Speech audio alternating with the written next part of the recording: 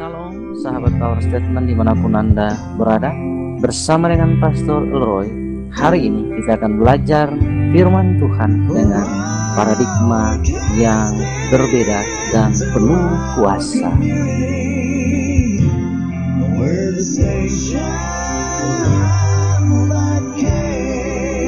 Music Radio Creator.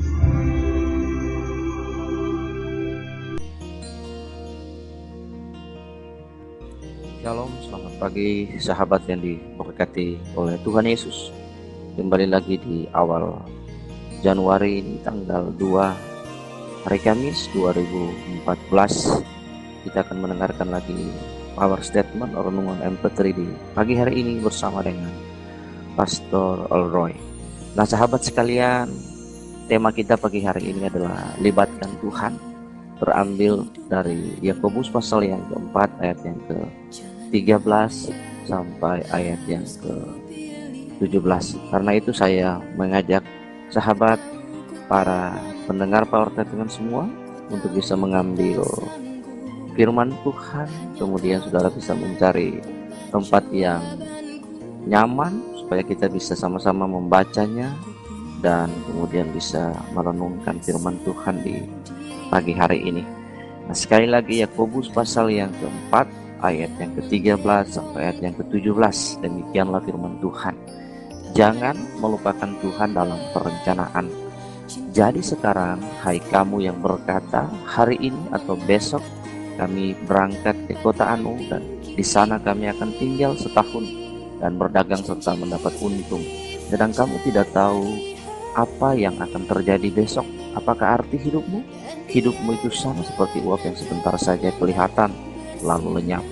Sebenarnya kamu harus berkata, jika Tuhan menghendakinya kami akan hidup dan berbuat ini dan itu. Tetapi sekarang kamu memegahkan diri dalam congkakmu dan semua kemegahan yang demikian adalah salah. Jadi jika seorang tahu bagaimana ia harus berbuat baik, tapi ia tidak melakukannya, ia berdosa.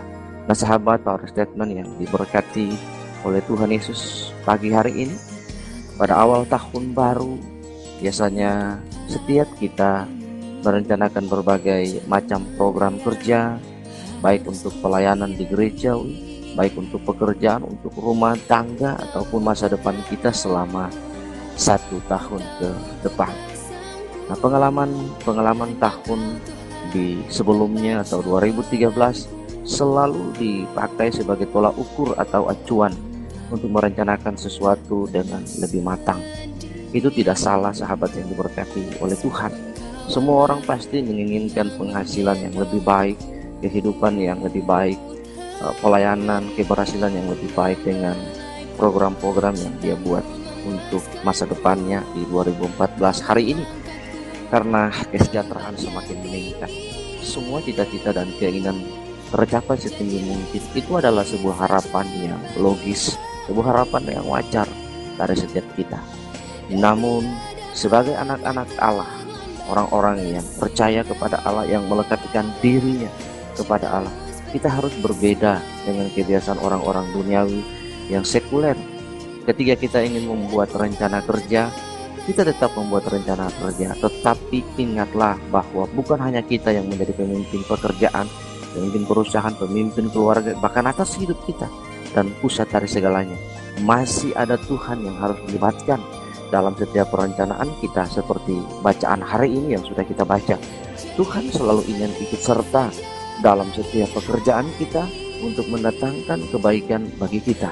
Roma 8 ayat 8 berkata bahwa Allah turut bekerja di dalam segala sesuatu, segala hal, all things, untuk mendatangkan kebaikan bagi kita yang mengasihi Dia. Nah sahabat, Dia tidak ingin melihat anak-anaknya gagal dalam setiap usaha, pekerjaan ataupun pelayanan. Sungguh luar biasa kebaikan dan kemurahan hatinya bagi orang-orang yang mau bersandar kepadanya.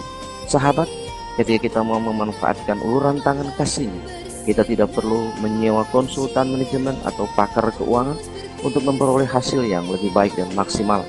Cukup mengundang Tuhan dan mempercayakan segalanya kepadanya.